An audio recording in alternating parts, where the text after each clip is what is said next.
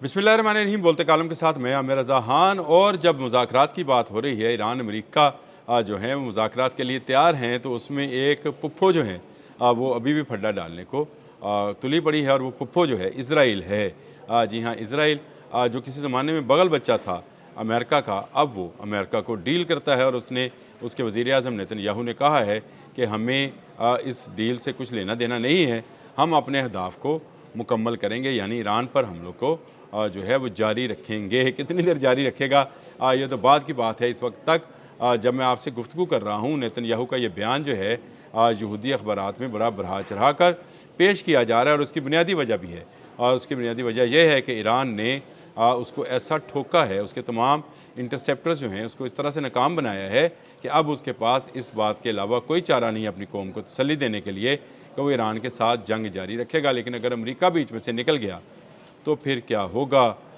ये नेतन्याहू ने नहीं सोचा। आज जेरूसलम पोस्ट की जो सुर्खी है वो है, Israel will protect it's interest if US Iran engage in peace talks, Netanyahu says. और नेतन्याहू ये क्यों ना कहे कि वो जो है हमले अपने जारी रखेगा और उसके मफादात जो हैं।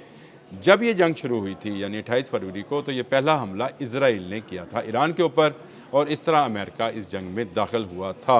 नेटो ममालिक इस जंग में क्यों दाखिल नहीं हुए, और उसकी बुनियादी वजह भी इसराइल का पहले हमला करना था। और मिडल ईस्ट के ममालिक जो हैं वो भी बराह रास्त इस जंग में मुलव्वस क्यों ना हुए, उसकी बड़ी वजह भी इसराइल है। यानी इसराइल ने वो चाल चली जिससे अमेरिका अकेला हो गया, यूरोपियन यूनियन पीछे हट गई, उसके अपने इत्तेहादी जापान और साउथ कोरिया पीछे हट गए, उसकी बनाई हुई तंजीम नेटो ने इस जंग में शामिल होने से इनकार कर दिया।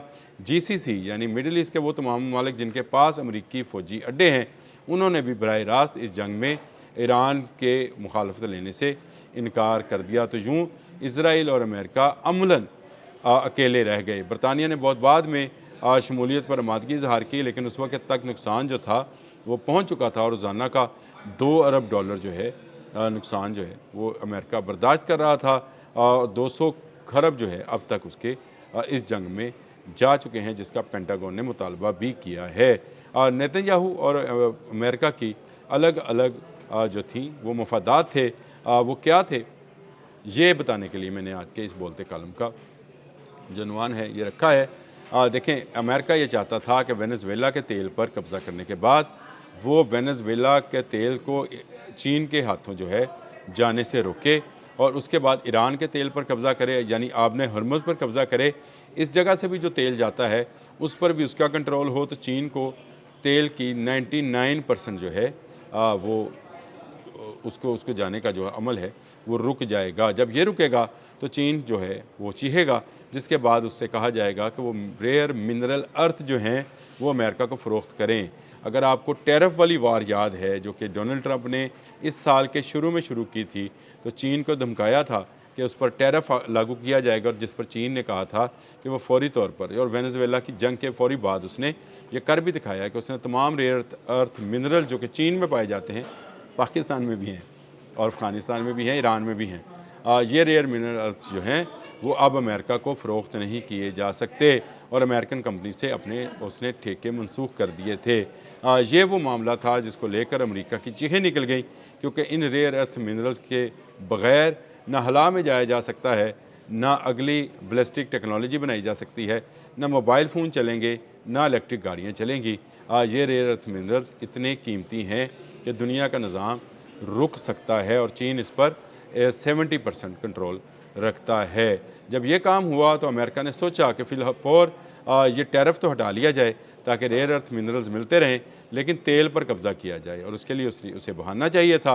ये बहाना उसने रजीम चेंज के नाम पर, फसादात के नाम पर, मुजाहिरीन के नाम पर घरा, और वो ईरान की तरफ रवाना हो गया। इसराइल अपना स्कोर सेट करना चाहता था। इसराइल को हमेशा से ये खौफ रहा है कि अगर वो मस्जिद अक्सा या मुसलमानों को फ़लस्तीन के अंदर तंग करने की कोशिश करेगा, और जो उसका अल्टीमेट हदफ है वो थर्ड टेंपल की तमीर है। ये थर्ड टेंपल क्या है, ये भी एक लंबी दास्तान है, लेकिन चलें मुख्तसरन ये कि ये उनकी किताबों में है कि जब थर्ड टेंपल तमीर होगा, 2 टेंपल जो पहले बने थे हज़रत सुलेमान ने बनाए, और उसके बाद डायस्पोरा के बाद जो बने थे वो दोनों गिरा दिए गए। फिर नया डायस्पोरा शुरू हुआ, यानी इनका इनखला शुरू हुआ इसराइल से, اور پھر جب یہ فلسطین میں واپس آئے تو وہاں پر مسجد اقصیٰ بن چکی تھی۔ اس راک آف دا ڈوم میں وہ جو آپ دیکھتے ہیں سونے کا بنا ہوا گنبد، اس کے نیچے جو راک آف ڈوم ہے، ان کا خیال ہے کہ ان کا مسایہ وہاں سے آئے گا، جن کو ہم اینٹی کرائسٹ کہتے ہیں، یعنی دجال۔ ان کے خیال میں وہ مسیحا ہے۔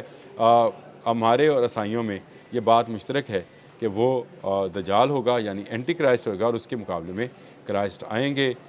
یہ وہ معاملہ ہے جس کو لے کر اسرائیل نے یہ جنگ شروع کی اور اس کو منطقی انجام تک پہنچایا۔ اگر آپ نے نیتن یاہو کی 3 دن پہلے کی تقریر سنی ہو، جو انہوں نے پریس کانفرنس یا میڈیا ٹاک کی تھی، میڈیا ٹاک کہنی چاہیے، پریس کانفرنس تو نہیں تھی، روڈ پہ کھڑے ہو کے کی تھی، اس میں انہوں نے کہا تھا کہ خطرہ ہے مسجد اقصیٰ کو بھی اور اس ٹیمپل کو بھی، جو کرسچینٹی کے لیے بہت ہی متبرک ہے۔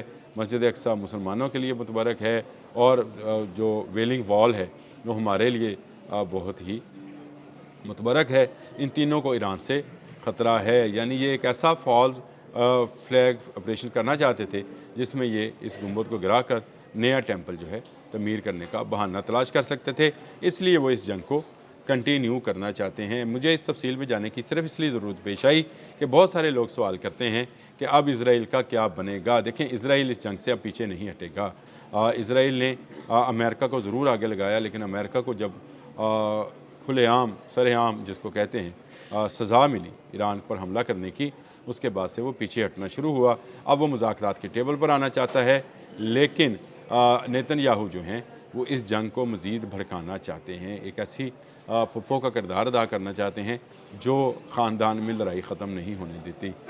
ڈونلڈ ٹرمپ جو ہیں وہ پیچھے ہٹ بھی گئے تو نیتن یاہو اب پیچھے ہٹنے والے نہیں ہیں، اور یہ انہوں نے صاف بیانیے میں کہا ہے۔ ہاں، اینڈ پہ ایک لائن ضرور موجود ہے کہ اگر کسی نتیجے پر یہ مذاکرات پہنچے تو پھر سوچا جائے گا کہ اس جنگ کو بند کیا جائے یا نہ کیا جائے، یعنی ابھی تک وہ حملے جو ہیں وہ جاری رکھے ہوئے ہیں نیتن یاہو، جس کا صہیونیت بھرا دماغ جو ہے وہ آج بھی مسلمانوں کو ختم کرنے کے در پہ ہے، اور وہ یہ سمجھتے ہیں کہ مسلمان ان کے دشمن ہیں، جن کو وہ انسان بھی، مسلمانوں اور عیسائیوں کو یہ انسان بھی نہیں سمجھتے ہیں۔ یہ ابھی آپ کے لیے شاید نئی بات ہوگی، لیکن یہ جینٹائلز ان کو بولتے ہیں، یعنی وہ جانور جو انسان نما ہیں۔ انسان وہ صرف بنی اسرائیل والوں کو سمجھتے ہیں، لیکن بہت جلد ان کو کہتے ہیں کہ بندے کا پتر جو ہے ایران نے بنانا ہے، اور بنا بھی رہا ہے۔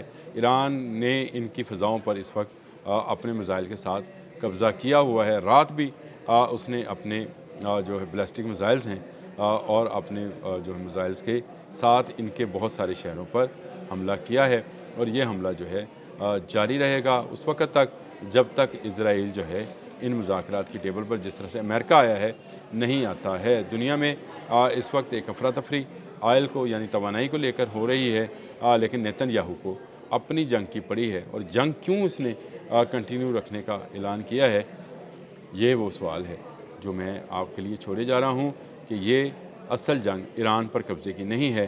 اصل جنگ یہ ہے وہ جو صخرہ ہے، وہ جو چٹان ہے جو اس گنبد کے نیچے ہے، اس پر قبضے کی جنگ ہے، جس کو یہ حاصل کرنا چاہتا ہے، اور حاصل اس طرح سے کرنا چاہتا ہے کہ اس کا الزام ایران پر دھرنا چاہتا ہے۔ ایران کبھی بھی اس پر حملہ آور نہیں ہوگا، ایران کبھی مسلمانوں کے کسی مقدس مقام پر حملہ آور نہیں ہوگا، اور ایران نے یہ ثابت بھی کیا ہے۔ آپ یہ دیکھیں، رام کو میں حملہ ہوا تو ایران نے نہیں کیا تھا، ترکی پر میزائل گرے تو ایران نے نہیں گرائے تھے، ڈیگو گارشیا پر میزائل گیا، ایران نے انکار کیا کہ ہمارا میزائل نہیں ہے۔ پھر اس کے بعد بحرین میں پیٹریاٹ میزائل نے ظلم ڈھایا اور معصوم شہریوں کو نشانہ بنایا، امریکن میزائل نے، لیکن یہ کہا گیا کہ یہ ایرانی ڈرون تھا۔ ایرانی ڈرون نہیں ثابت ہوا۔ ایران تاک کر صرف عسکری اہداف کو نشانہ بنا رہا ہے، یا ان اہداف کو نشانہ بنا رہا ہے جو امریکہ کی مدد کر رہے ہیں۔